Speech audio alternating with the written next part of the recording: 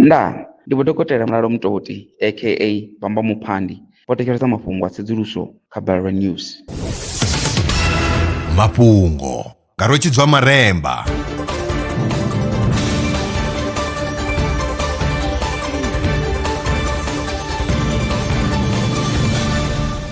Ndo livhuwa zwa zwino ndi tshifhinga tsha mafhungo.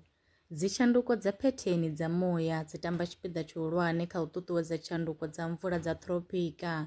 Vhorasaintsi vha kilima vho wana uri maitele a kilima ane a ṱuṱuwedzwa nga zwiito zwa vhathu a ita uri hu vhe na u shanduka ha phetheni dza muya. Ngudo yo gandiswaho kha dzhenala ya Nature Communications yo bvisela khagala uri mvula dza tropika a dzi sokou ṱuṱuwedzwa fhedzi nga mududelo wa khadzinga mufhennu. Tsedzuluso yo rangwa phanḓa nga Yunivesithi ya Southampton. Lwa miṅwaha minzhi zwiḽiwa nyengedzedzwa zwine zwa engedza calcium na vitamin D zwi a themendelwa sa nḓila i leluwaho ya uri vhaaluwa vha tsireledze marambo na u thivhela u wa. Fhedzi tsenguluso ntswa yo wana uri a zwo ngo ralo. Ngudo yo wana uri a hu na mbuyelo dzi mangadzaho. Tsedzuluso yo anḓadzwaho kha the BMJ yo shumisa data ya vhaaluwa vha paḓaho zwigidi zwa ḓana fuṱhanuraru.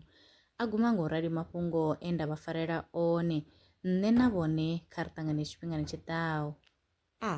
Lwa miṅwaha i fhiraho fusumbe dzina ḽithihi fhedzi ndi ḽone ḽi bvaho phanḓa khou endedza vhadzulapo vha ḽa Afrika Tshipembe. Mulaudzi Transport Service ndi khamphani yavho ine ya vhaendedza u ya na u vhuya mishumoni nyendo dza kule na tsini hu tshi katela na u welekanya mikano ya mashango a tsini na Afrika Tshipembe. Ri vhaendedza vha swika hune vha khou ya vho tsireledzea. Arali vha tshi ṱoḓa u bva nga tshigwada u dzhenelela vhuṱambo vhufhio na vhufhio kha vha ri fhulufhele ngauri ri ḓo vha swikisa nga tshifhinga. Vha nga ri kwama kha nomboro dzi tevhelaho 083 227 0606. Mulaudzi Transport Service. No place is too far to reach.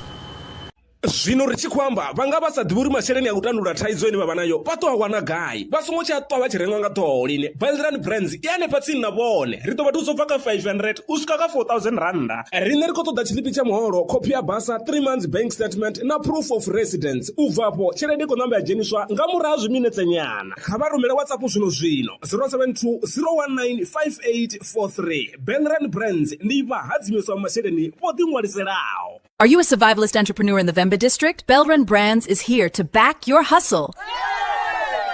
Get a loan from just 500 rands up to 4,000 rands designed to grow your business. All you need is 6 months of bank statements, 6 months of sales records, your South African ID, and proof of residence. Apply today on WhatsApp 07201958843. Belran Brands, empowering entrepreneurs, building communities. Terms and conditions apply.